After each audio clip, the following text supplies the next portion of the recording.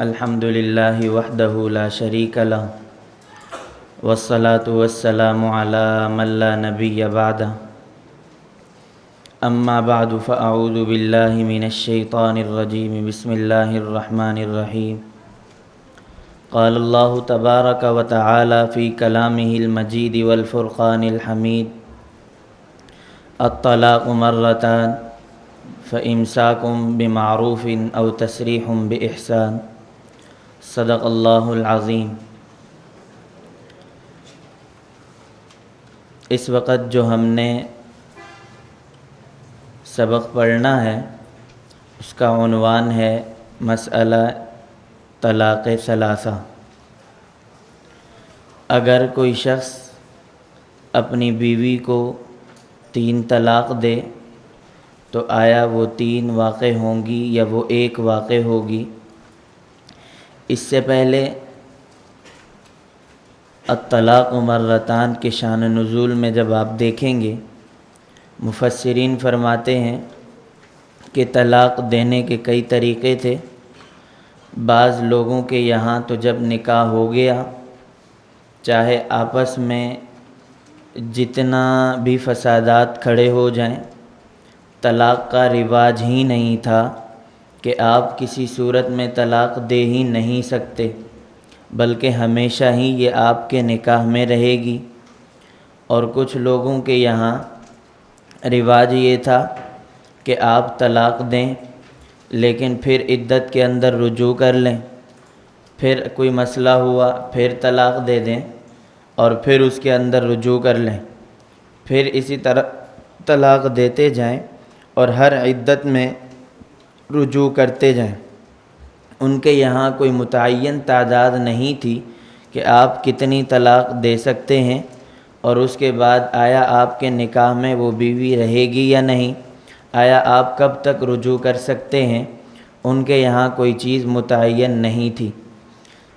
جب قرآن مجید کی یہ آیات نازل ہوئی تو اللہ رب العزت نے اسلام کو راہ اعتدال بتایا۔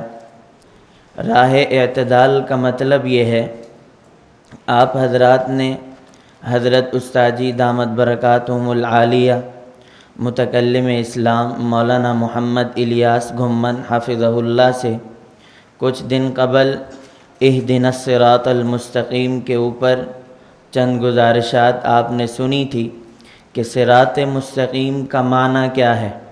در حقیقت ہمارا مسلک بھی اور ہمارا اسلام بھی یہ راہ اعتدال کا نام ہے۔ ہم لوگ نہ افراط سے کام لیتے ہیں اور نہ ہی ہم لوگ تفریط سے کام لیتے ہیں۔ اس کا دوسرا نام، نہ ہی ہم لوگ الحاد سے کام لیتے ہیں اور نہ ہی ہم لوگ بدعات سے کام لیتے ہیں۔ نہ الحاد کی تائید کرتے ہیں اور نہ بدعات کی تائید کرتے ہیں، بلکہ ہم اعتدال پر چلتے ہوئے ہم مسلک اہل سنت والجماعت احناف دیوبند جو کہ اعتدال والا مسلک ہے، ہم اس پر دلائل دیتے ہیں، اور الحاد اور بدعات والوں کی طرف سے جو ہمارے مسلک پر اعتراضات ہوں ہم انہیں بالکل صاف کر دیتے ہیں۔ آپ حضرات نے پورے دورہ تحقیق المسائل میں ہمارے اسباق میں آپ نے جو نتیجہ نکالا ہوگا وہ یہی ہے کہ ہم اپنے مسلک پر اپنے موقف کو سمجھنے کے لیے اور اپنے مسلک پر دلائل دینے اور سمجھنے کے لیے ہم یہاں بیٹھے ہیں۔ ہمارا مقصد اور ہماری تمنا یہ ہے کہ ہمارا مسلک وہ مضبوط ہو جائے اور ہمیں اپنے دلائل سے واقفیت ہو جائے، اور کسی بھی عقیدے اور مسئلے کے بارے میں ہمارا کیا موقف ہے اور اس موقف سے اعتراض کرنے والے کتنے لوگ ہیں۔ اب اس پر آپ حضرات مثالیں ڈھونڈتے جائیں۔ کچھ لوگ وہ ہیں جو افراط والے ہیں، کچھ لوگ وہ ہیں جو تفریط والے ہیں، کچھ لوگ وہ ہیں جو حد سے اتر جاتے ہیں، اور کچھ لوگ وہ ہیں جو حد سے گزر جاتے ہیں۔ اگر حد سے اتر جائیں اس کا نام افراط ہے، اور اگر حد سے اتر جائیں اور اس کا نام تفریط ہے۔ دوسرا، حد سے گزر جائیں اس کا نام الحاد ہے، اور حد سے اتر جائیں اس کا نام بدعات ہے۔ اس پر آپ کئی مثالیں لے لیں، اور جو حد سے اترے بھی نہ اور جو حد سے گزرے بھی نہ، جو افراط والا بھی نہ ہو جو تفریط والا بھی نہ ہو، اسے اعتدال مسلک اہل سنت والجماعت والا کہتے ہیں۔ آپ حضرات جب بیانات کریں اور کسی بھی مسئلے کو اور کسی بھی عقیدے کو جب آپ بیان کریں تو آپ دونوں فریقین کو سامنے رکھ کر اپنے آپ کو معتدل ظاہر کریں اور اپنی گفتگو میں اعتدال والی گفتگو اختیار کریں۔ مثال کے طور پر، مثالیں تو بہت ساری ہیں، میں صرف ایک مثال دینے لگا ہوں۔ کائنات اللہ رب العزت کا وجود ہے، کچھ لوگ وہ ہیں کہ جو اللہ کو نہیں مانتے بلکہ وہ یہ کہتے ہیں کہ یہ کائنات خود بخود بنی ہے، اور کچھ لوگ وہ ہیں جو یہ کہتے ہیں کہ یہ کائنات بنانے والی ذات تو اللہ کی ہے، لیکن اب یہاں دو قسم کے لوگ ہو جاتے ہیں، جو اللہ کو بھی نہیں مانتے، اور نمبر دو جو اللہ کو تو مانتے ہیں لیکن اللہ کے ساتھ کچھ اور خداؤں کو بھی مانتے ہیں۔ لیکن ایک طبقہ وہ ہے جو اللہ کو بھی مانتا ہے اور جو اللہ کے علاوہ کوئی اور مانے اسے ہرگز نہیں مانتے۔ اگر اللہ رب العزت کو بالکل نہ مانے، خدا کے وجود کا انکار کر دیں، اس کا نام الحاد والا ہے، اور اگر خدا کو بھی مانے اور خدا کے ساتھ کئی خداؤں کو بھی مانے، اس کا نام بدعات والا ہے، اور جو خدا کو بھی مانے اور خدا کو ایک مانے، اس کا نام اعتدال والا ہے۔ مثال نمبر 2 سمجھیں۔ ایک طبقہ وہ ہے جو یہ کہتا ہے کہ اللہ رب العزت ہر جگہ حاضر اور ناظر ہے، اور ایک طبقہ وہ ہے جو یہ کہتے ہیں کہ جس طرح اللہ رب العزت ہر جگہ حاضر اور ناظر ہیں، اسی طرح پیغمبر صلی اللہ علیہ وسلم بھی ہر جگہ حاضر اور ناظر ہیں۔ اب ایک طبقہ وہ ہے، اب اس کو سمجھیں، ایک عقیدہ کہ اللہ ہر جگہ ہیں یا اللہ کسی ایک جگہ پر ہیں۔ کچھ لوگ وہ آئے جنہوں نے کہا کہ اللہ ہر جگہ نہیں، اللہ صرف ایک جگہ ہے، اور کچھ لوگ وہ آئے جنہوں نے یہ کہا کہ جس طرح اللہ بھی ہر جگہ ہیں، اسی طرح پیغمبر صلی اللہ علیہ وسلم بھی ہر جگہ ہیں۔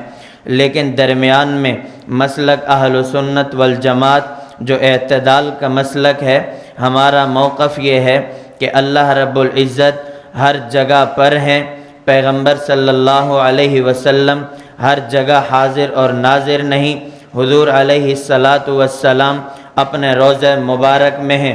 اب دیکھیں، ایک طبقہ وہ تھا جس نے خدا کو ہر جگہ حاضر اور ناظر ماننے سے انکار کر دیا، صرف عرش پر مانا، اور ایک طبقہ وہ آیا جس نے خدا کو ہر جگہ ماننے کے ساتھ ساتھ پیغمبر کو بھی ہر جگہ مانا۔ لیکن مسلک اہل سنت والجماعت جو اعتدال کا مسلک ہے، انہوں نے کیا کہا کہ اللہ تو ہر جگہ ہیں، اللہ صرف عرش پر نہیں، اور پیغمبر ہر جگہ نہیں، پیغمبر اپنے روضہ مبارک میں ہیں۔ اس پر مثال نمبر 3 سمجھ لیں۔ ایک طبقہ وہ آیا جس نے یہ کہا کہ آیا اللہ رب العزت حضور صلی اللہ علیہ وسلم سنتے ہیں اور حضور صلی اللہ علیہ وسلم اپنے روضہ مبارک میں نہیں سنتے۔ اب اس میں 2 طبقے آ گئے۔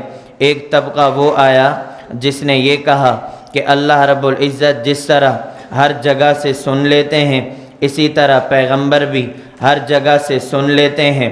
ایک طبقہ وہ آیا جس نے یہ کہا کہ حضور کے روضہ مبارک پر جانے کی ضرورت نہیں کیونکہ حضور وہاں نہیں سنتے، اور ایک طبقہ وہ آیا، انہوں نے بھی یہ کہا کہ حضور کے روضہ مبارک پر جانے کی ضرورت نہیں کیونکہ حضور یہاں سے سن لیتے ہیں۔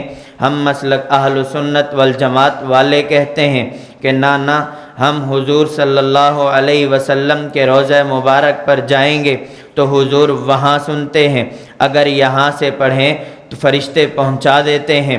ہم وہ بھی نہیں جو یہ کہیں کہ یہاں سے نہیں سنتے، ہم وہ بھی نہیں جو یہ کہتے ہیں کہ حضور وہاں بھی نہیں سنتے۔ ہمارا تو اعتدال والا مسلک ہے، ہم کہتے ہیں یہاں سے درود پڑھو تو فرشتے پہنچاتے ہیں، اور وہاں جا کر پڑھو تو اللہ کے نبی خود سنتے بھی ہیں اور جواب بھی دیتے ہیں۔ تو خیر میں یہ کہہ رہا تھا، ایک مسلک وہ ہے جو الحاد والا ہے، اور ایک مسلک وہ ہے جو بدعات والا ہے۔ ہم الحمدللہ نہ الحاد والے ہیں، ہم نہ الحمدللہ بدعات والے ہیں، ہم تو اعتدال والے ہیں۔ آپ کے سامنے مسئلہ 3 طلاق ہے۔ اب دیکھیں اس پر بھی 2 قسم کے لوگ ہیں۔ ایک وہ کہتے تھے جن کے یہاں طلاق دینے کا رواج ہی نہیں تھا، اور ایک وہ لوگ تھے جن کے یہاں طلاق دینے کا رواج تو تھا لیکن کوئی متعین طلاقیں نہیں تھی۔ جب طلاق دو اس کے بعد عدت میں رجوع کر لو، آپ کی مرضی۔ ہم نے کہا نانا، اسلام یہ راہ اعتدال ہے۔ اعتدال کا مطلب ہی یہی ہے کہ اگر کوئی شخص اپنی بیوی کو 3 طلاق دے دے، اگر کوئی شخص اپنی بیوی کو 1 طلاق دے، 2 طلاقیں دے، اگر کوئی 1 طلاق دے تو طلاق 1 ہوگی، اگر کوئی 2 طلاق دے تو طلاقیں 2 ہوں گی، اگر کوئی 3 طلاق دے تو طلاقیں 3 ہوں گی۔ آپ 3 طلاق کے بعد اپنی بیوی سے رجوع نہیں کر سکتے بغیر کسی دوسرے مرد سے نکاح کیے۔ اب دیکھیں یہ مسلک ہے، اب میں اسے کھولنے لگا ہوں، آپ توجہ رکھیں۔ اب مسئلہ کیسے کھلے گا؟ طلاق کی 3 صورتیں ہیں۔ نمبر 1 طلاق احسن، نمبر 2 طلاق حسن، اور نمبر 3 طلاق بدعت۔ طلاق احسن کا مطلب یہ ہے کہ آپ ایک طہر میں اپنی بیوی کو 1 طلاق دے دیں اور اس کے بعد عدت گزرتی جائے اور آپ رجوع نہ کریں، عدت گزر جائے گی، وہ بیوی آپ سے جدا ہو جائے گی، یہ طلاق احسن ہے۔ اور طلاق حسن کیا ہے کہ آپ ہر طہر میں، کہ اس طہر میں آپ اپنی بیوی کے قریب نہ جائیں، آپ ایک طہر میں اپنی بیوی کو 1 طلاق دیں، اس کے بعد بیوی کے قریب نہ جائیں، پھر دوسرا طہر آ جائے، پھر آپ اپنی بیوی کو طلاق دیں تو پھر آپ رجوع نہ کریں، اسی طرح تیسرا طہر آ جائے کہ وہ شخص اپنی بیوی کو طہر میں طلاق دے اور رجوع نہ کرے۔ تو اب یہ دیکھیں یہ طلاق حسن ہے، اس صورت میں بھی اختلاف نہیں، اگر کوئی اس طرح طلاق دے گا تو پھر بھی 3 ہوں گی۔ طلاق بدعت کا کیا مطلب ہے کہ اگر کوئی شخص اپنی بیوی کو اکٹھے الفاظ کے ساتھ توجہ رکھنا، اکٹھے الفاظ انت طالق ثلاثاً نمبر 1، نمبر 2 ایک ہی مجلس میں الگ الگ جملوں کے ساتھ انت طالق انت طالق انت طالق، اور تیسری صورت حالت حیض میں طلاق دے، تو اب آیا طلاق ہوگی یا نہیں؟ مسئلہ سمجھ آیا؟ تیسری صورت پر آپ توجہ رکھیں۔ ایک شخص اپنی بیوی کو ایک مجلس میں اکٹھے الفاظ کے ساتھ انت طالق ثلاثاً ایک ہی جملے میں 3 طلاقیں اکٹھی دے دے۔ اب اس پر توجہ رکھیں، آیا 3 طلاق ہوگی یا 1 ہوگی؟ دوسری صورت، اگر کوئی شخص اپنی بیوی سے کہے انت طالق انت طالق انت طالق، تجھے طلاق ہے تجھے طلاق ہے تجھے طلاق ہے۔ اب اگر اس صورت کے مطابق اگر کوئی شخص اپنی بیوی کو 3 طلاق دیتا ہے تو کیا وہ 3 ہوں گی یا وہ 1 ہوگی؟ یہی صورت جو ہے وہ محل نزاع ہے۔ طلاق احسن میں بھی اختلاف نہیں، طلاق حسن میں بھی اختلاف نہیں۔ غیر مقلدین کے یہاں بھی اگر کوئی الگ الگ مجالس میں 3 طلاق دے دیتا ہے تو پھر بھی 3 ہوں گی۔ محل نزاع صرف 2 صورتیں، نمبر 1 مجلس 1 ہو، اور نمبر 2 آپ اکٹھے الفاظ کے ساتھ یا الگ الگ الفاظ کے ساتھ دیں۔ تو اب اس صورت میں کیا 3 طلاق وہ 1 ہوں گی یا 3 طلاق 3 ہوں گی؟ ہم مسلک اہل سنت والجماعت، احناف دیوبند، بلکہ پوری امت مسلمہ اللہ کے نبی کے دور سے لے کر آج تک یہی موقف رہا ہے پورے مسلمانوں کا کہ اگر کوئی شخص اپنی بیوی کو جس طرح الگ الگ مجالس میں 3 طلاقیں دیتا ہے تو وہاں 3 ہوتی ہیں، اسی طرح جب ایک مجلس میں 3 طلاقیں اکٹھی دے دے یا الگ الگ الفاظ کے ساتھ دے تو پوری امت مسلمہ کا موقف یہ تھا کہ 3 طلاق پھر بھی 3 ہوں گی۔ لیکن اس موقف سے اختلاف کن لوگوں نے کیا؟ 2 قسم کے طبقے ہیں جنہوں نے اس موقف سے اختلاف کیا، نمبر 1 روافظ کا اور نمبر 2 مرزائیوں کا۔ روافظ آئے، جبکہ یہ موقف روافظ کا تھا۔ روافظ کے یہاں المبسوط فی فقہ الامامیہ آپ کی فائل میں موجود ہے، مشہور شیعہ عالم ابو جعفر محمد بن الحسن بن علی الطوسی لکھتے ہیں والطلاق الثلاث بلفظ واحد او فی طہر واحد متفرقا لا یقع عندنا الا واحدتا، کہ اگر کوئی شخص اپنی بیوی کو 3 طلاق دے بلفظ واحد اکٹھی، نمبر 2 او فی طہر واحد ایک ہی طہر کے اندر، اور نمبر 3 متفرقا لا یقع عندنا الگ الگ، مطلب انت طالق انت طالق انت طالق، تجھے طلاق ہے تجھے طلاق ہے تجھے طلاق ہے۔ اب مجلس تو ایک ہی ہے، طہر بھی ایک ہی ہے، اور اس نے تینوں جملے ایک ساتھ کہہ دیے، تو اب شیعوں کا موقف یہ ہے کہ 3 طلاق وہ ایک ہوگی، 3 طلاق 3 نہیں ہوں گی۔ اسی طرح آپ مرزائیوں کا موقف لیں، مرزائیوں کی کتاب ہے فقہ، ان کی فقہ کا نام ہے فقہ احمدیہ۔ فقہ احمدیہ کے نام سے انہوں نے ایک کتاب فقہ کے حوالے سے شائع کی، جسے 9 اراکین پر مشتمل ایک کمیٹی نے مرتب کیا۔ اس میں دفعہ 35 کی تشریح میں یہ لکھا ہے، لہذا فقہ احمدیہ کے نزدیک اگر 3 طلاق ایک دفعہ ہی دے دی جائیں تو ایک طلاق رجعی متصور ہوگی۔ فقہ احمدیہ صفحہ نمبر 80۔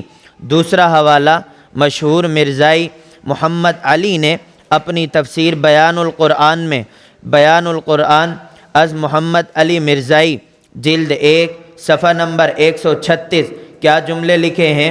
طلاق ایک ہی ہے، خواہ 100 دفعہ کہے یا 3 دفعہ، اور خواہ اسے ہر روز کہتا جائے یا ہر ماہ میں 1 دفعہ کہے، اس سے کوئی فرق نہیں پڑتا۔ اب پتہ یہ چلا کہ 3 طلاق کے ایک ہونے کا جو موقف تھا پورے مسلمانوں کا ایک طرف تھا اور غیر مسلموں کا ایک طرف تھا۔ روافظ کے موقف کو دیکھا تو انہوں نے کہا کہ 3 طلاق وہ ایک ہوں گی۔ ادھر مرزائیوں کے موقف کو دیکھا، انہوں نے کہا کہ 3 طلاق وہ ایک ہوگی، چاہے آپ 100 بار دو، چاہے آپ ایک مجلس میں دو، چاہے آپ جس صورت میں دو۔ جبکہ ہمارا موقف یہ ہے کہ جس طرح الگ الگ مجالس میں، الگ الگ طہر میں کوئی آدمی 3 طلاق دے تو 3 ہوتی ہیں، اسی طرح ایک مجلس میں اکٹھے الفاظ کے ساتھ اگر کوئی شخص اپنی بیوی کو 3 طلاق دیتا ہے تو اس صورت میں بھی 3 ہوں گی۔ ہمارے پاس اس موقف پر تو کھلے دلائل ہیں، دلائل تو آگے آئیں گے جو میں آپ کے سامنے رکھوں گا، لیکن اس سے پہلے یہ سمجھ لیں کہ مسلمانوں میں سب سے پہلے اس موقف سے کس نے اختلاف کیا؟ غیر مقلدین حضرات اس میدان میں اٹھے، ان کا کام تو یہ تھا کہ احناف کی مخالفت کرو، بس احناف کی مخالفت ان کا مشن ہے، چاہے وہ مخالفت عقیدے میں ہو، چاہے وہ مخالفت مسئلے میں ہو، بس آپ یہ نہ دیکھو کہ یہ موقف شیعوں کے ساتھ ملتا ہے یا یہ موقف مرزائیوں کے ساتھ ملتا ہے، بلکہ کوشش کرو احناف کی جتنی ہو سکتی ہے مخالفت کرو۔ انہوں نے مخالفت کی اور امت مسلمہ سے ان کا موقف الگ ہو گیا، جس طرح روافظ اور مرزائیوں کا موقف تھا بعینہ ہی، اسی طرح غیر مقلدین نے کہا کہ اگر کوئی شخص اپنی بیوی کو 3 طلاق ایک مجلس میں دیتا ہے، اکٹھے الفاظ کے ساتھ دیتا ہے یا الگ الگ الفاظ کے ساتھ دیتا ہے تو یہ ایک ہوں گی۔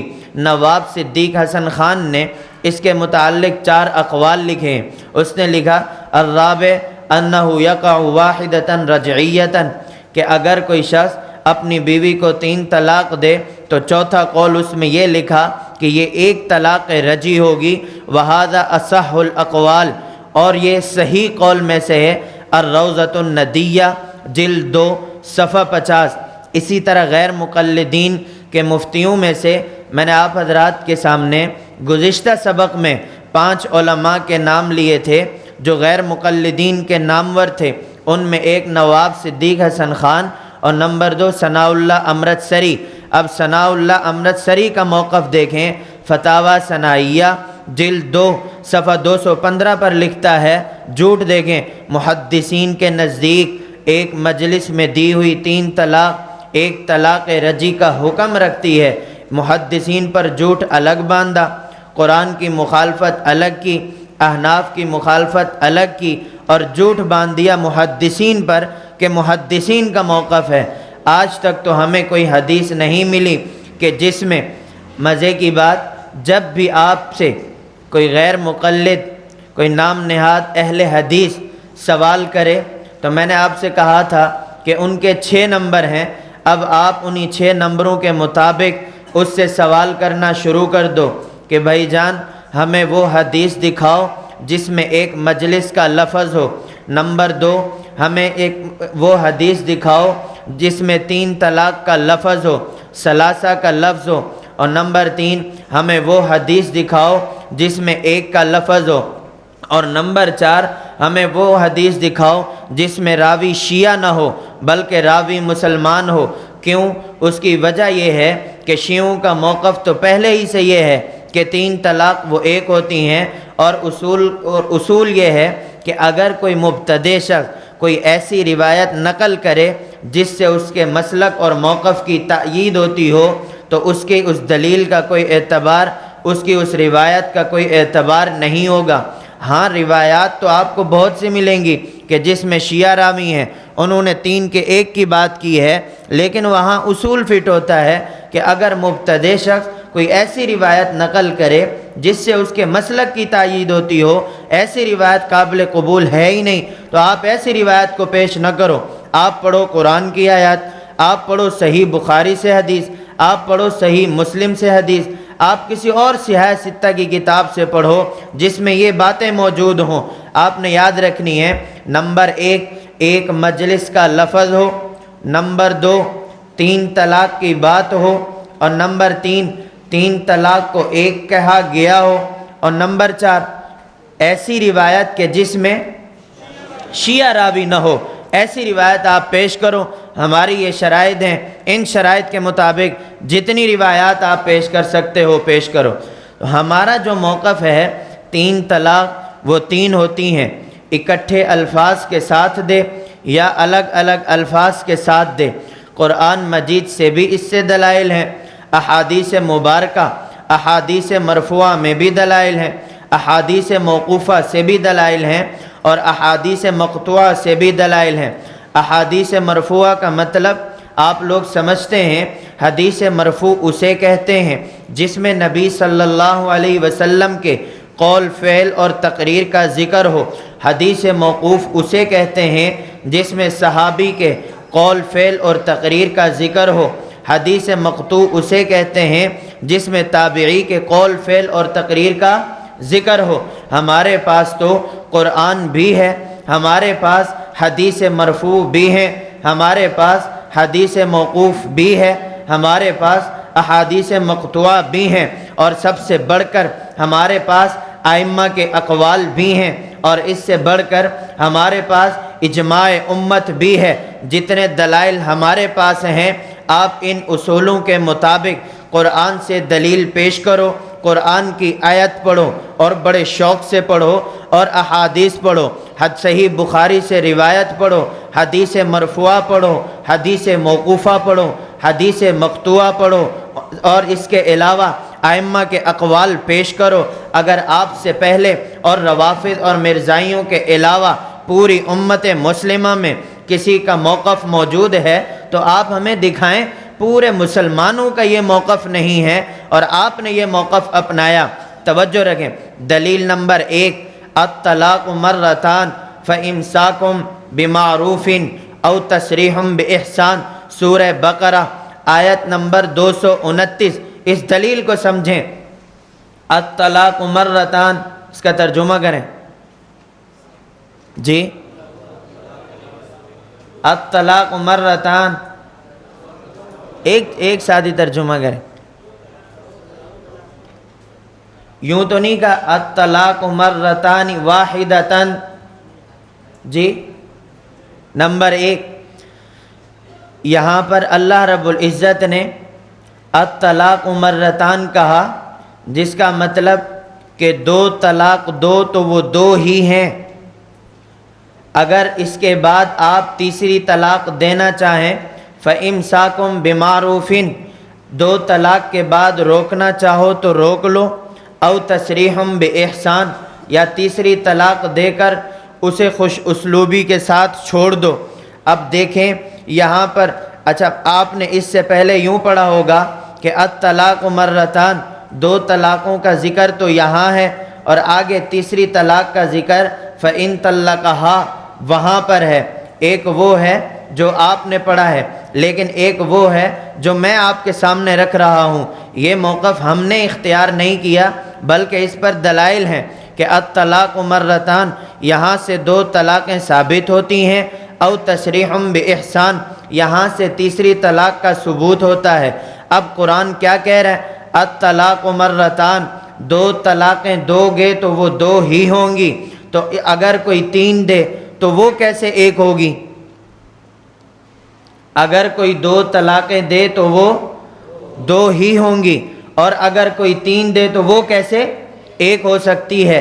یہ نہیں۔ اور نمبر دوسری بات، آپ یہ کہیں کہ یہ استدلال کس نے کیا ہے، آپ اگر اس پر دیکھیں تو مکمل تفصیل موجود ہے، لیکن اہل حدیث حضرات صحیح بخاری کا ہم سے مطالبہ کرتے ہیں تو ہم کہتے ہیں آپ صحیح بخاری کا سہارا کب تک لوگے، آپ صحیح بخاری کا نام کب تک لوگے؟ اس پر ایک واقعہ میں سناؤں۔ حضرت استاذی حضرت مولانا محمد عاطف معاویہ صاحب دامت برکاتہم العالیہ جس سال ہمیں تخصص میں پڑھا رہے تھے، اس سے 1 سال قبل کا واقعہ ہے۔ حضرت استاذی فرمانے لگے کہ ہمارے پاس ایک تھلے کا مزدور، بلاک بنانے والا، آپ لوگ کہتے ہیں نا یہ مسائل عوام کے نہیں ہیں، اس پر سنیں، ایک تھلے کا مزدور، بلاکیں بنانے والا، ایک دیہاتی دھوتی پہنے ہوئے، وہ سرگودا مرکز میں آیا۔ اس نے کہا کہ مجھے کچھ مسائل سمجھنے، مرکز کی لائبریری میں بٹھا دیا۔ وہ کہتا ہے کہ حضرت استاذی دامت برکاتہم العالیہ نے فرمایا کہ بات کس کتاب سے کرو گے؟ تو کہنا ہے صحیح بخاری سے کریں گے۔ اس کی وجہ یہ ہے اصح الکتب بعد کتاب اللہ البخاری، کہ کتاب اللہ کے بعد جو سب سے زیادہ مقام اور درجہ ہے وہ صحیح بخاری کا ہے۔ استاذی نے فرمایا ٹھیک ہے، صحیح بخاری لے آؤ۔ صحیح بخاری جب سامنے رکھی، استاذی نے فرمایا 1 منٹ، اس کو ہاتھ مت لگاؤ، بلکہ آپ نے کتاب پڑھی ہے تلاش حق۔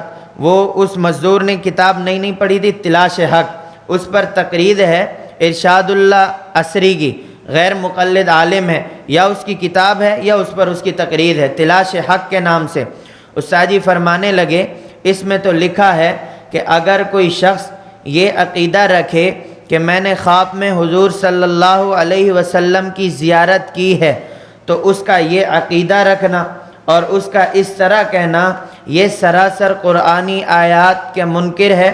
اور اگر کوئی یہ عقیدہ رکھے کہ خواب میں حضور کی زیارت ہوتی ہے تو ایسا شخص کافر ہے۔ استاذی فرمانے لگے صحیح بخاری لکھی ہی اسی وجہ سے ہے۔ امام بخاری رحمۃ اللہ علیہ فرماتے ہیں، حافظ ابن حجر عسقلانی رحمۃ اللہ علیہ نے یہ وجہ لکھی ہے۔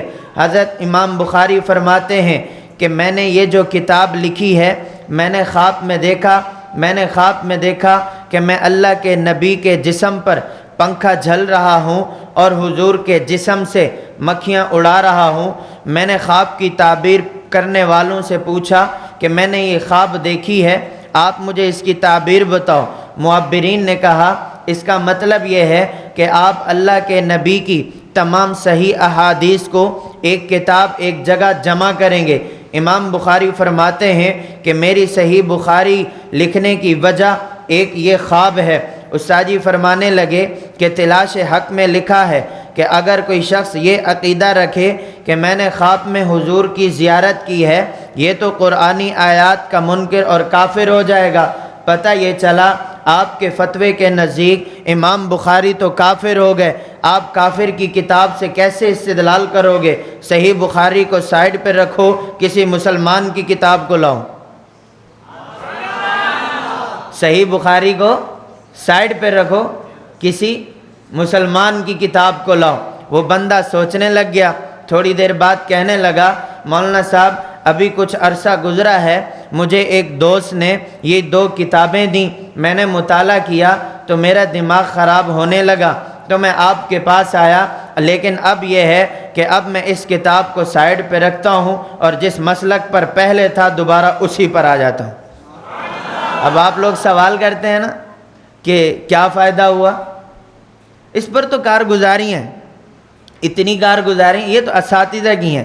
ایک ہمارے ساتھ ایسے ہوا، ہمارے یہاں کام ہو رہا تھا، ایک مزدور ٹائل لگانے والا مستری تھا، تو ایک دفعہ ایسے کوئی مسائل پر بات چلی تو وہ مسائل بیان کرنے شروع ہو گیا۔ تو میں نے اس سے کہا بھائی جان آپ کا کام ہے ٹائل لگانا، آپ کا کام ہے ٹائل لگانا، مسئلے بیان کرنا یہ آپ کا کام نہیں ہے، آپ ٹائلیں لگاؤ، ہمارا کام ہے مسئلے بیان کرنا، آپ مسئلہ ہم سے پوچھو۔ اگر میں نے اس سے کہا مجھے یہ بتاؤ اگر آپ کی جگہ یہ ٹائلیں میں لگانا شروع کر دوں تو یہ ٹائلیں صحیح لگیں گی؟ کہنے لگا نہیں۔ میں نے کہا وقت بھی زیادہ لگے گا یا نہیں؟ کہنے لگا جی ہاں۔ تو میں نے کہا آپ کو مسائل سے وابستگی ہے؟ کہنے لگا نہیں۔ تو میں نے کہا آپ کیوں بیان کر رہے ہیں؟ ایک دن تو وہ چپ ہوا، دوسرے دن پھر خود بات شروع ہوئی، اسی دن اس نے مجھ سے پوچھا کہ آپ کو تمام مسائل پر عبور ہے؟ میں نے کہا آپ پوچھیں گے جو آ جائے گا جواب دے دوں گا۔ اس نے کہا کہ بات یہ ہے کہ اگر کوئی آدمی 3 طلاقیں دے تو وہ 3 ہوں گی یا 1 ہوگی؟ میں تو ان مسائل کے جوابات دینے کے لیے تو ہم ویسے منتظر ہوتے ہیں۔ میں نے کہا 3 ہوں گی۔ پریشان ہوا، کہتا آپ کی بات مجھے سمجھ نہیں آئی۔ میں نے کہا کیسے سمجھ نہیں آ رہی؟ وہ فوراً مجھے کہتا ہے صحیح مسلم میں حدیث موجود ہے۔ وہ مزدور اور مستری کہنے لگا، یہ میں آپ کو بتا، صحیح مسلم میں حدیث موجود ہے کہ طلاق اللہ کے نبی کے دور میں 1 ہوتی تھی، حضرت صدیق اکبر کے دور میں 1 ہوتی تھی، حضرت عمر رضی اللہ تعالی عنہ کے دور میں ابتدائی دور میں بھی 1 ہوتی تھی۔ یہ تو حضرت عمر کا فیصلہ ہے، ہم نے کلمہ تو اللہ کے نبی کا پڑھا ہے، ہم نے کلمہ حضرت عمر کا نہیں پڑھا۔ میں نے کہا بہت اچھی بات۔ دوسرا مجھے کہنے لگا کہ حدیث ام رکانہ آپ نے پڑھی ہے؟ میں نے کہا جی پڑھی ہے۔ کہتا ہے ابو داؤد کتاب دیکھی ہے؟ میں نے کہا جی دیکھی ہے، آپ میرے کمرے میں چلے جائیں، ساری کتابیں رکھی ہیں۔ یہ میں آپ کو مستری کی گفتگو سنا رہا ہوں، مستری کی۔ آپ جنہیں کہتے ہیں نا کہ لوگوں کو مسائل کا پتہ ہی نہیں ہے، آپ شروع کر دیتے ہیں۔ تو خیر مجھے کہنے لگا، تیسرے دن مجھے کہتا ہے مولانا صاحب وہ جو میں نے آپ سے مسئلہ پوچھا تھا نا، وہ مسئلہ مجھ ہی سے متعلق ہے۔ میں علی پور کا ہوں، میں نے اپنی بیوی کو 3 طلاق دی ہیں اور اس کے باوجود بھی میں نے اپنے پاس رکھا ہوا ہے۔ اس کی وجہ یہ ہے کہ ہمارے علاقے کے ایک ماسٹر صاحب ہیں اور پروفیسر ہیں، ان کی علاقے میں چلتی ہے اور تمام لوگ انہی سے مسائل پوچھتے ہیں، اور 11 گھرانوں کے فیصلے انہی نے کیے ہیں، اور 12واں فیصلہ جو ہے وہ میرا تھا۔ میں نے اپنی بیوی کو 3 طلاق دی ہیں لیکن اس کے باوجود بھی رکھا ہے۔ انہوں نے مجھے کہا کہ آپ دنیا کے کونے میں چلے جاؤ، کوئی آپ کو 3 طلاق کے 3 ہونے پر دلیل دینا تو پھر مجھے بتانا۔ میں نے کہا ملاؤ اس کا نمبر، میں نے کہا ملاؤ۔ اس نے نمبر ملا، میں نے صرف اس سے یہی سوال کیے۔ میں نے کہا قرآن کی آیت پڑھو جس میں 3 طلاق کا لفظ ہو، 3 کے 1 ہونے کی بات ہو اور 1 مجلس کی بات ہو۔ میں نے کہا بسم اللہ کرو، قرآن کی آیت پڑھو۔ وہ چپ۔ اب سامنے جو بندہ بیٹھا تھا، تفصیل تو بہت ساری ہے۔ ایک دن اس نے بات کی، اس نے کہا کہ میں آپ کو کل پھر فون کروں گا۔ دن گزر گئے، اس نے مجھے کبھی فون نہیں کیا۔ پھر میں نے اس مزدور کو بٹھا کر پورا مسئلہ سمجھایا، اس کو مسئلہ سمجھ آ گیا۔ اور اس نے اس پر عمل کرنا شروع کر دیا. اس نے کہا مولانا صاحب میں ابھی ترتیب بناتا ہوں, اپنی بیوی کو کہہ دیتا ہوں کہ ہمارا اور آپ کا نکاح اب رہا نہیں ہے. ان پروفیسر نے وہ مسئلہ ہمیں غلط بتایا تھا. اب دیکھیں ٹھیک ہو گیا یا نہیں. تو خیر واقعات تو کئی سارے ہیں. دلائل الطلاق مرتان, دو طلاق دو تو دو ہوتی ہیں. اگر کوئی تین دے تو وہ کیسے ایک ہوگی, یہ بات ہمیں سمجھ میں نہیں آتی. امام بخاری نے باب باندھا, باب من اجازت طلاق الثلاث, کہ اگر کوئی تین طلاق دینا چاہے تو تین ہی ہو جائیں گی. اسی طرح باب باندھا, باب من جوز طلاق الثلاث. پتہ یہ چلا امام بخاری کا موقف بھی تین طلاق کے تین ہونے کا ہے. امام بخاری کا موقف ہرگز تین طلاق کے ایک ہونے کا نہیں. اسی قرآن کی آیت سے استدلال کرتے ہوئے امام ابو بکر رازی الجساس فرماتے ہیں اپنی تفسیر احکام القرآن الجساس میں, فرماتے ہیں الطلاق مرتان فامساکم بمعروف او تسریح باحسان یدل علی وقوع الثلاث مع کونہ منہیا عنہا, کہ یہ جو قرآن کی آیت ہے یہ تین طلاق کے تین ہونے پر دلالت کرتی ہے, اگرچہ تین طلاقیں اکٹھی دینا یہ منع ہے. اسی طرح امام قرطبی فرماتے ہیں اپنی تفسیر الجامع لاحکام القرآن, علامہ قرطبی کی تفسیر ہے جلد 1 میں, فرماتے ہیں واتفق ائمۃ الفتویٰ علی لزوم ایقاع طلاق الثلاث فی کلمۃ واحدہ, اگر اکٹھے الفاظ کے ساتھ اگر کوئی تین طلاق دے تو وہ تین ہی ہوں گی. اس پر علماء اور اس پر ائمہ کا اتفاق ہے.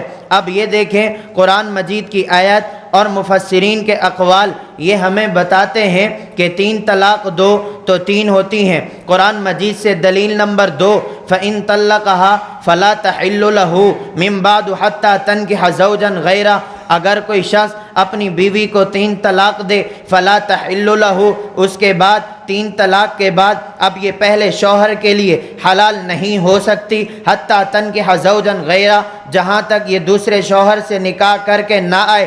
اب دیکھیں اگر تین طلاق کے بعد رجوع ہو سکتا, اگر تین طلاق یہ ایک ہوتی تو کبھی قرآن مجید میں فلا تحل لہ نہ آتا, بلکہ قرآن مجید میں یوں آتا کہ مسئلہ ہی نہیں ہے, آپ اپنی بیوی سے رجوع کر سکتے ہیں, طلاق ایک ہوئی ہے. اب اس پر حضرت عبداللہ بن عباس رضی اللہ تعالی عنہ کی تفسیر موجود ہے السنن الکبریٰ للبیہقی, فرماتے ہیں ان طلقہا کے بعد ثلاثن کا لفظ ہے. اگر کوئی شخص اپنی بیوی کو تین طلاق دے اور اکٹھی دے, ہمارا موقف یہ تھا کہ تین طلاق اکٹھی الگ الفاظ کے ساتھ ہوں یا اکٹھی ہوں, ہمارے یہاں پھر بھی تین ہوتی ہیں, یہ اس پر دلائل ہیں. اسی طرح امام شافعی رحمۃ اللہ علیہ فرماتے ہیں کہ یدل علی ان من طلق زوجۃ لہ دخل بها او لم يدخل بها ثلاثا لم تحل له حتى تنكح زوجا غیرہ, کہ یہ جو قرآن کی آیت ہے یہ اس بات پر دلالت کرتی ہے کہ اگر کوئی عورت مدخول بہا ہو یا غیر مدخول بہا ہو, تین طلاقیں دو تو یہ اب اس شوہر کے لیے حلال نہیں ہو سکتی. امام شافعی کا بھی یہی موقف ہے. اب دیکھیں پتہ یہ چلا قرآن بھی ہمارا ساتھ دیتا ہے. دلیل نمبر 3 قرآن مجید میں ہے یا ایھا النبی اذا طلقتم النساء فطلقوہن لعدتہن, اے نبی اب اگر آپ عورتوں میں سے کسی کو طلاق دیں تو طلاق اس اعتبار سے دیں کہ ان پر عدت گزارنا آسان ہو. فطلقوہن لعدتہن, اب اس کے تحت السنن الکبریٰ للبیہقی میں حضرت عبداللہ بن عباس رضی اللہ تعالی عنہ کا فتویٰ موجود ہے. حضرت مجاہد رحمۃ اللہ علیہ تابعی ہیں, وہ فرماتے ہیں کہ میں ابن عباس رضی اللہ تعالی عنہ کے ساتھ بیٹھا ہوا تھا کہ ایک شخص آیا, اس نے اپنی بیوی کو تین طلاق, انہ طلق امرأتہ ثلاثا, یہاں پر ثالثہ کا لفظ نہیں آیا. اگر ثالثہ کا لفظ آتا تو یہ پتہ چلتا کہ ایک دی, اس کے بعد دوسری دی, اس کے بعد تیسری دی. یہاں روایات میں جو میں آپ کے سامنے پیش کر رہا ہوں یہاں پر لفظ ثلاثن کا ہے. ثلاثن کا مطلب اکٹھی اس نے تین طلاقیں دی تھی. حضرت ابن عباس رضی اللہ تعالی عنہ کے پاس آیا, حضرت ابن عباس خاموش رہے. حضرت مجاہد فرماتے ہیں کہ ہم نے یہ سوچا کہ اب عبداللہ بن عباس ان کے لیے کوئی راستہ نکال رہے ہیں۔ حضرت عبداللہ بن عباس بولے کہ تم میں سے پہلے ینطلق احدکم فیرقب الحموقۃ، تم میں سے پہلے کوئی بے وقوفی کر لیتا ہے اور پھر میرے پاس آ جاتا ہے، یا ابن عباس یا ابن عباس، اے ابن عباس ہمارے لیے کوئی راستہ نکالو، اے ابن عباس ہمارے لیے کوئی راستہ نکالو۔ ابن عباس رضی اللہ تعالی عنہ نے فرمایا کہ اللہ تعالیٰ فرماتے ہیں وَمَن يَتَّقِ اللَّهَ يَجْعَلْ لَهُ مَخْرَجًا، اللہ تو راستہ اس کے لیے نکالتے ہیں جو اللہ سے ڈرتا ہے، اور جو اللہ سے نہ ڈرے اللہ اس کے لیے راستہ نہیں نکالتے۔ تو جب آپ اللہ سے ڈرے نہیں تو اللہ نے آپ کے لیے کوئی راستہ نہیں نکالا، تو میں ابن عباس کون ہوتا ہوں جو آپ کے لیے راستہ نکالوں اور میں یوں کہوں کہ 3 طلاقیں ہوئی نہیں بلکہ 3 کے بجائے یہ 1 ہوئی ہے۔ اب دیکھیں حضرت ابن عباس رضی اللہ تعالی عنہ کا آگے فتویٰ دیکھیں۔ حضرت عبداللہ بن عباس فرماتے ہیں عصیت ربک وبانت منک امرأتک، آپ نے اپنے رب کی نافرمانی کی اور آپ کی بیوی آپ سے جدا ہو گئی۔ پتہ یہ چلا حضرت ابن عباس رضی اللہ تعالی عنہ کا موقف بھی 3 طلاق کے 3 ہونے کا ہے، 3 طلاق کے 1 ہونے کا ہرگز نہیں ہے۔ دلیل نمبر 1 احادیث مرفوعہ میں دیکھیں، قرآن مجید میں سے میں نے آپ حضرات کے سامنے 3 دلائل رکھے۔ احادیث مرفوعہ، آپ حدیث نمبر 1 دیکھیں، صحیح بخاری میں روایت موجود ہے جلد 2 صفحہ 791 پر۔ حضرت عائشہ رضی اللہ تعالی عنہ فرماتی ہیں کہ ان رجلا طلق امرأتہ ثلاثا، کہ ایک شخص نے اپنی بیوی کو 3 طلاق اکٹھے دی، فتزوجت، اس عورت نے دوسری جگہ نکاح کر لیا، فطلق فسئل النبی صلی اللہ علیہ وسلم، اس عورت کو پھر طلاق ہو گئی تو اس عورت کے بارے میں اللہ کے نبی سے پوچھا گیا اتحل للاولی، اے اللہ کے رسول اب کیا یہ عورت پہلے والے شوہر کے لیے حلال ہو سکتی ہے یا نہیں؟ اللہ کے نبی نے فرمایا لا حتی یذوق عسیلتہا کما ذاق الاول، جب تک یہ دوسرا شوہر اس کا شہد نہ چکھے جس طرح پہلے نے چکھا تھا، تو اس وقت تک یہ عورت اپنے پہلے شوہر کے پاس نہیں جا سکتی۔ اس سے پتہ یہ چلا اب اگر 3 طلاق 1 ہوتی تو اللہ کے نبی فرماتے کوئی مسئلہ ہی نہیں ہے، 3 طلاق تو 1 ہوتی ہے، اس کو دوسرے شوہر کے پاس جانے، دوسرے مرد کے پاس جانے کی ضرورت ہی کیا ہے، یہ تو پہلے والے کے پاس چلی جائے۔ اب اللہ کے نبی نے یہاں صرف نکاح کی بات نہیں کی بلکہ ہم بستری کی بات بھی کی ہے کہ نکاح کے ساتھ ساتھ خلوت صحیحہ کا ہونا بھی ضروری ہے۔ اب دیکھیں صحیح بخاری، یہ ہمارا صحیح بخاری میں روایت ہمارے موقف کی موجود ہے، اور یہی روایت صحیح مسلم میں بھی ہے، اور یہی روایت السنن الکبریٰ للبیہقی میں بھی ہے۔ دلیل نمبر 2 حضرت سہل ابن سعد فرماتے ہیں انہوں نے حضرت ابن شہاب کو بتلایا حضرت عویمر رضی اللہ تعالی عنہ سے متعلق، حضرت عویمر رضی اللہ تعالی عنہ کو لعان کا معاملہ پیش آیا، انہوں نے اپنی بیوی کے بارے میں جب جملہ کہا اللہ کے نبی کے سامنے کذبت علیہا یا رسول اللہ ان امسکتھا، اگر میں اس کو اپنے پاس روک لیا نا، اس بیوی کو، اس عورت کو، تو میں اپنی بات میں جھوٹا ہوا۔ اس جملہ کہنے کے بعد فطلقہا ثلاثا، حضرت عویمر نے اپنی بیوی کو 3 طلاق اکٹھی دی، قبل ان یأمرہ رسول اللہ صلی اللہ علیہ وسلم، ابھی تک اللہ کے نبی نے حکم نہیں دیا تھا۔ اب دیکھیں اللہ کے نبی کے حکم دینے سے پہلے حضرت عویمر اپنی بیوی کو 3 طلاق اکٹھی دے چکے تھے۔ یہی روایت صحیح بخاری میں اور یہی روایت ابو داؤد میں بھی موجود ہے، لیکن تھوڑے سے الفاظ بدلیں۔ فطلقها 3 تطلیقات عند رسول اللہ صلی اللہ علیہ وسلم، حضرت عویمر نے اپنی بیوی کو 3 طلاقیں اکٹھی دے دی۔ آگے جو جملے ابو داؤد کے فَأَنْفَذَهُ رسول اللہ صلی اللہ علیہ وسلم، اللہ کے نبی نے ان 3 طلاقوں کو نافذ بھی کر دیا، اور اس کے بعد فرماتے ہیں فَأَنْفَذَهُ رسول اللہ صلی اللہ علیہ وسلم، اگر 3 طلاق 1 ہو جاتی تو اللہ کے نبی کبھی 3 طلاق کے 3 ہونے کا فتویٰ نہ دیتے، 3 طلاقوں کو جاری نہ فرماتے، بلکہ کہہ دیتے اے عویمر یہ تو 3 1 ہوئی ہیں، آپ نے 3 طلاقیں اگرچہ دی ہیں، حقیقت بات یہ نہیں۔ احادیث مرفوعہ آپ دیکھتے جائیں نا احادیث کی بھرمار لگی پڑی ہے. یہ تو صرف میں نے آپ کے سامنے 2 دلائل پیش کیے ہیں. حدیث نمبر 3 دیکھیں, سنن نسائی میں ہے. حضرت محمود بن لبید فرماتے ہیں اخبر رسول اللہ صلی اللہ علیہ وسلم, اللہ کے نبی صلی اللہ علیہ وسلم کو بتلایا گیا, عن رجل طلق امرأتہ 3 تطلیقات جمیعا, ایسے شخص کے بارے میں کہ جس نے اپنی بیوی کو 3 طلاق اکٹھی دے تھی. فقام غضبانا, اللہ کے نبی غصے میں کھڑے ہو گئے, فرمانے لگے ایلعب بکتاب اللہ وانا بین ظہرکم, ابھی تو میں تمہارے درمیان موجود ہوں اور اللہ کی کتاب کے ساتھ کھیلا جا رہا ہے. حتی قام رجل, اتنے میں ایک صحابی کھڑے ہوئے, فرمانے لگے یا رسول اللہ اقتلو, آپ اجازت دیں تو میں اسے قتل کر دوں, آپ کی موجودگی میں اس نے قرآن مجید کی مخالفت کیسے کی ہے. اب دیکھیں قرآن کا فیصلہ بھی 3 کے 3 ہونے کا اور اللہ کے نبی کا فیصلہ بھی 3 کے 3 ہونے کا. دلیل نمبر 4 دیکھیں, سنن دار قطنی میں واقعہ سن لیں, پھر اس کے بعد جملے دیکھیں. حضرت عبداللہ بن عمر رضی اللہ تعالی عنہ نے اپنی بیوی کو حالت حیض میں 1 طلاق دی, جبکہ حالت حیض میں طلاق دینا شرعاً ٹھیک نہیں ہے.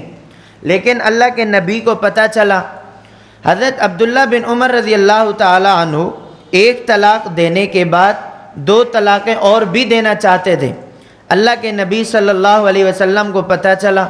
اللہ کے نبی نے فرمایا اے عبداللہ بن عمر, آپ نے سنت کی خلاف ورزی کی ہے, آپ اس طرح طلاق نہ دیں, بلکہ آپ انتظار کریں, 1 طہر میں طلاق دیں اور اس کے بعد اگر آپ چاہیں تو رجوع کر لیں, اگر آپ چاہیں تو دوسرے طہر میں پھر طلاق دیں, لیکن حالت حیض میں طلاق نہ دیں. اب حضرت عبداللہ بن عمر رضی اللہ تعالی عنہ جو اللہ کے نبی سے سوال کرنے لگے نا, اس کو سمجھیں. فرماتے ہیں یا رسول اللہ رأیت لو انی طلقتها 3, اگر میں اس کو 3 طلاقیں اکٹھی دے دوں, اکان یحل لی ان اراجعها, کیا میں پھر بھی اس کے ساتھ رجوع کر سکتا ہوں. حضرت عبداللہ بن عمر کیا فرما رہے ہیں, اے اللہ کے رسول, اگر میں, آپ تو فرما رہے ہیں کہ طہر میں دیں, پھر اس کے بعد اگر رکھنا چاہیں تو رجوع کر لیں, نہ رکھنا چاہیں تو طلاق دے دیں. اللہ کے نبی طہر کی بات کر رہے ہیں. عبداللہ بن عمر رضی اللہ تعالی عنہ کو اتنی جلدی تھی, فرمانے لگے اگر میں 3 طلاقیں اکٹھی دے دوں تو اے اللہ کے رسول کیا میرے لیے حلال ہوگا اس کے بعد بھی رجوع کروں. اللہ کے نبی فرماتے ہیں قالا لا کانت تبین منکا وتکون معصیہ, آپ سے عورت جدا بھی ہو جائے گی اور جب آپ 3 طلاق اکٹھی دو گے تو اس میں اللہ رب العزت کی نافرمانی بھی ہوگی. اب دیکھیں روایات تو ہیں کہ 3 طلاق کے 3 ہونے پر, اسی طرح آپ احادیث موقوفہ بھی دیکھیں. حضرت ابن عمر رضی اللہ تعالی عنہ کا موقف وہ 3 کے 3 ہونے کا, حضرت عمر رضی اللہ تعالی عنہ کا موقف بھی 3 طلاق کے 3 ہونے کا ہے. حضرت عثمان رضی اللہ تعالی عنہ کا موقف بھی 3 طلاق کے 3 ہونے کا ہے. حضرت علی رضی اللہ تعالی عنہ کا موقف بھی 3 طلاق کے 3 ہونے کا ہے, 3 طلاق کے 1 ہونے کا ہرگز نہیں.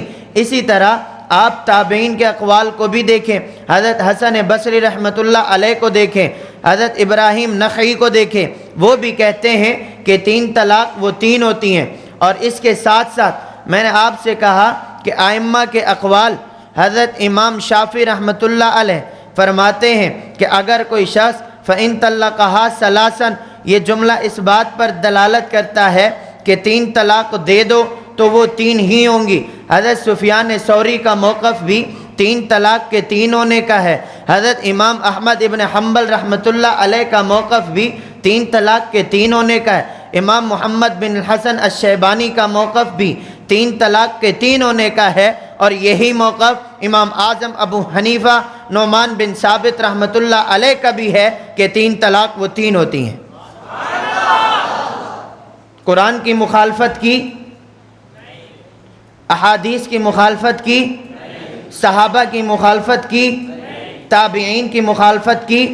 ہم تو نہ قرآن کی مخالفت برداشت کرتے ہیں, نہ حدیث کی مخالفت برداشت کرتے ہیں, نہ صحابہ کے اقوال کی مخالفت برداشت کرتے ہیں, نہ تابعین کی مخالفت برداشت کرتے ہیں. اور اس سے بڑھ کر امت کا اجماع علامہ ابن المنذر فرماتے ہیں کہ اس بات پر امت کا اجماع ہو چکا ہے کہ 3 طلاق دو تو وہ 3 ہی ہوتی ہیں، 3 طلاق دو تو وہ 3 ہی ہوتی ہیں۔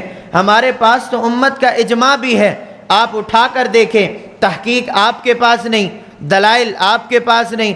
میں نے آپ سے پہلے کہا تھا نا، حضرت حجت اللہ فی الارض حضرت مولانا امین صفدر اکاڑوی نور اللہ مرقدہ کیا فرمایا کرتے تھے کہ باطل کی نشانی کیا ہے کہ مسئلہ بناتا تو پہلے ہے لیکن اس کے لیے دلائل دائیں بائیں سے ڈھونڈنا شروع کر دیتا ہے، دلائل بنتے نہیں ہیں، اس کو کہیں سے کوئی بات مل گئی، وہ کہتا ہے یہ میرے لیے دلیل ہے، ہم کہتے ہیں ایسی بات ہرگز نہیں۔ غیر مقلدین کے دلائل جو وہ شبہات ہیں، دلائل تو ہیں نہیں، شبہات ہیں، عقلی بھی ہیں نقلی بھی ہیں۔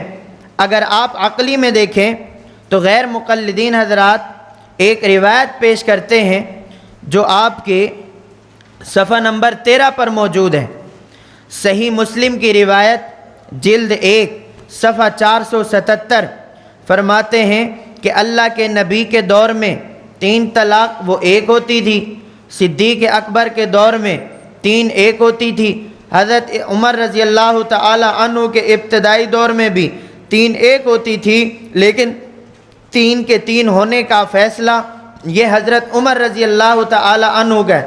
اس پر حضرت استاذی دامت برکاتہم العالیہ مسئلہ تقلید میں کھلا جواب ارشاد فرما چکے ہیں آپ کے سامنے۔ حضرت امام نووی نور اللہ مرقدہ کا یہ جواب جو شرح مسلم میں ہے بہت ہی عمدہ جواب ہے، وہ جواب اختصار کے ساتھ پھر سن لیں کہ اللہ کے نبی کے دور میں طلاق دینے کا رواج اور تھا، صدیق اکبر کے دور میں بھی طلاق دینے کا رواج وہی تھا جو اللہ کے نبی کے دور میں تھا، حضرت عمر رضی اللہ تعالی عنہ کے ابتدائی دور میں بھی طلاق دینے کا رواج وہی تھا، لیکن جیسے رواج بدل گیا حضرت عمر کا فیصلہ بھی بدل گیا۔ اللہ کے نبی کے دور میں 3 طلاق کو 1 نہیں کہتے تھے بلکہ 3 طلاق کے بجائے 1 طلاق دیتے تھے۔ یہ بجائے کا جملہ کئی سارے اعتراضات اور کئی سارے روایات جو وہ پیش کرتے ہیں یہ ان کے لیے جواب ہے۔ 3 طلاق کو 1 نہیں کہتے تھے بلکہ رواج کیا تھا کہ 3 طلاق کے بجائے 1 طلاق دیتے۔ حضرت صدیق اکبر کے دور میں 3 طلاق 1 نہیں ہوتی تھی بلکہ 3 طلاق کے بجائے 1 طلاق دیتے تھے۔ حضرت عمر رضی اللہ تعالی عنہ کے ابتدائی دور میں 3 طلاق کے بجائے 1 طلاق دیتے تھے، لیکن جب دور بدل گیا لوگوں کی نیتیں بھی تبدیل ہو گئی اور رواج طلاق دینے کا رواج بھی بدل گیا۔ اب حضرت عمر رضی اللہ تعالی عنہ کو پتہ چلا کہ کچھ لوگ وہ ہیں جو 3 طلاق دیتے ہیں اور نیت 1 کی کر لیتے ہیں، تو حضرت عمر رضی اللہ تعالی عنہ نے کھلا اور علی الاعلان فیصلہ کیا اور کہا کہ سنو، آج کے بعد اگر کوئی آدمی 3 طلاق دے گا تو وہ 3 ہی شمار کی جائیں گی، وہ 3 1 نہیں ہوں گی۔ اب یہ حضرت عمر کا فیصلہ اپنی طرف سے نہیں تھا، یہ فیصلہ تو قرآن کا بھی تھا، یہ فیصلہ تو اللہ کے نبی کا بھی تھا، لیکن فرق صرف یہ تھا طلاق دینے کا رواج اور تھا۔ جب رواج بدل گیا حضرت عمر نے فیصلہ بدل دیا، جب رواج اور تھا تو فیصلہ اور تھا۔ اس وقت طلاق دینے کا رواج اور تھا، حضرت عمر کے دور میں طلاق دینے کا رواج جب بدل گیا حضرت عمر نے علی الاعلان فیصلہ سنا دیا۔ اسی طرح 20 رکعت تراویح کا مسئلہ آپ نے پڑھا ہوگا، حضرت عمر رضی اللہ تعالی عنہ نے 20 رکعت تراویح شروع نہیں کی بلکہ 20 رکعت تراویح اللہ کے نبی سے ثابت تھی۔ حضرت عمر رضی اللہ تعالی عنہ نے ایک امام کے پیچھے سب کو جمع کیا، یہ حضرت عمر کا فیصلہ تھا۔ کچھ لوگ یوں کہتے ہیں کہ کلمہ ہم نے حضرت عمر کا نہیں پڑھا، ہم نے کلمہ اللہ کے نبی کا پڑھا ہے، ہم اللہ کے نبی کی بات کو لیں گے، عمر کی بات کو نہیں لیں گے۔ میں نے کہا پھر لگو لائن میں، آپ متے کو حرام سمجھتے ہو یا نہیں؟ کہتے ہیں ہم متے کو حرام سمجھتے ہیں۔ میں نے کہا متے کی حرمت کا اعلان حضرت عمر نے کیا ہے، پھر آپ کیوں مانتے ہو؟ حضرت عمر رضی اللہ تعالی عنہ نے متع تو پہلے سے حرام ہو چکا تھا، لیکن کافی لوگوں تک متع کی حرمت کا اعلان پہنچا نہیں تھا۔ حضرت عمر رضی اللہ تعالی عنہ نے سب کو جمع کیا اور علی الاعلان فیصلہ سنایا۔ اسی طرح 3 طلاقیں وہ بھی 3 ہوا کرتی تھی۔ جب لوگوں کا رواج بدل گیا، جب لوگ 3 طلاق دیتے، نیت ایک کی کرتے، حضرت عمر کو پتہ چلا، حضرت عمر رضی اللہ تعالی عنہ نے 3 کے 3 ہونے کا فیصلہ کیا۔ اسی طرح جب لوگوں میں 20 رکعت تراویح کی بات چلی، اللہ کے نبی نے 20 رکعت تراویح پڑھی تھی، لیکن کچھ لوگ الگ الگ پڑھا کرتے تھے۔ حضرت عمر رضی اللہ تعالی عنہ نے ایک امام کو متعین کیا اور مسجد میں جماعت کے ساتھ 20 رکعت تراویح کا اہتمام کروایا۔ ہم کہتے ہیں یہ سنت حضرت عمر کی بھی ہے، یہ سنت اللہ کے نبی کی بھی ہے۔ اگر اللہ کے نبی کی سنت نہ ہوتی، حضرت عمر کی سنت ہوتی، پھر بھی ہمارے لیے کافی تھا۔ اس کی وجہ یہ ہے، اللہ کے نبی نے فرمایا علیکم بسنتی وسنت الخلفاء الراشدین المہدیین، جس طرح میری سنت کا درجہ ہے اسی طرح میرے خلیفہ راشد کی سنت کا وہی درجہ ہے۔ مسئلہ حل ہوا؟ مسئلے حل کیسے نہیں ہوتے؟ حضرت استاد جی 2 باتیں ارشاد فرماتے ہیں۔ نمبر 1، سمجھانے والی زبان ہو اور سمجھنے والا دل اور دماغ ہو۔ اب یہ جملے آپ کو سمجھ آ رہے ہیں؟ آپ توجہ کریں، کوئی مسئلہ ایسا مشکل نہیں، عوام میں بیان کریں، عوام بھی سمجھتی ہے، علماء میں بیان کرو، علماء بھی سمجھتے ہیں، جہاں بیان کرو۔ آج تک ایسے ہوا نہیں ہے کہ ہم مسائل سناتے ہوں، ہم درس دیتے ہوں اور کوئی یہ کہتا ہو کہ ہمیں مسئلہ سمجھ نہیں آیا، ایسی بات ہرگز نہیں۔ آگے دیکھیں، یہ بات سمجھ میں آ گئی۔ امام نووی رحمۃ اللہ علیہ نے ایک جملہ استعمال کیا، ایک استئناف اور دوسرا تاکید۔ اس پر بھی حضرت استاد جی بات فرما چکے ہیں۔ اللہ کے نبی کے دور میں، صدیق اکبر کے دور میں، حضرت عمر رضی اللہ تعالی عنہ کے ابتدائی دور میں تاکید والا معنی لیا جاتا تھا۔ تاکید کا کیا مطلب کہ جملہ تو ایک بولا ہے، اس کے بعد 2 جملے اور بولے ہیں بطور تاکید کے۔ جیسے میں آپ سے کہتا ہوں پانی کا گلاس لے آؤ، پانی لے آؤ، پانی لے آؤ، پانی لے آؤ۔